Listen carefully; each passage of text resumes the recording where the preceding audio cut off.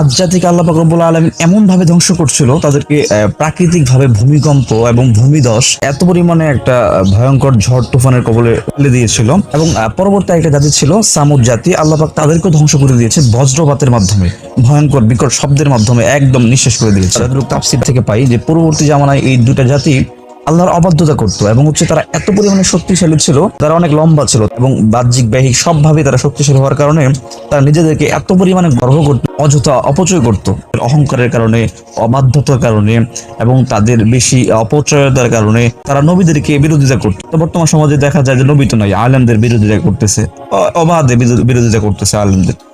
পাহাড় কেটে বড় বড় বিল্ডিং প্রাসাদ বানাতো। তো বর্তমান বিশ্বের দিকে আমরা তাকালে দেখতে পাই যে বড় বড় অট্টালিকা বানানোর যে একটা প্রতিযোগিতা চলতেছে। বিশেষ করে আমরা যদি দেখি আমাদের মুসলিম কান্ট্রির দিকেই, আরব আমিরাত, দুবাই, কাতার, ওদিকে দেখলে দেখা যায় কি পরিমাণ অর্থ অপচয় হচ্ছে। এটা আমাদের একটা আলামতের দিকেও ইঙ্গিত করা হয়েছে আর কি।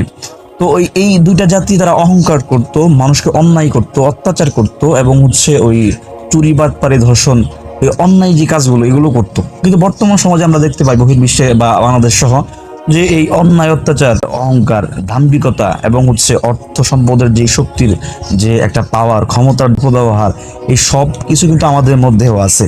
তো আল্লাহ পাক যুগে যুগে বিভিন্ন জাতিকে ধ্বংস করে দিয়েছে তাদের এই সমস্ত অপকর্মের কারণে, কিন্তু আমাদের মধ্যেও এই বিষয়গুলো রয়েছে। আল্লাহ পাক রব্বুল আলামিন এভাবে ধ্বংস করছেন না শুধুমাত্র রাসূল সাল্লাল্লাহু আলাইহি সাল্লামের দেওয়া প্রতিশ্রুতি অনুযায়ী, আর না হলে কবে আমাদেরকে ধ্বংস করে দিত। তো দেখা যায় যে এই বিষয়গুলো তাদের সাথে আমাদের মিলেই যায়, তাহলে ভেবে নিতে হবে যে যে কোনো সময় আমাদের জন্য আযাব আর গজব রেডি হয়ে আছে।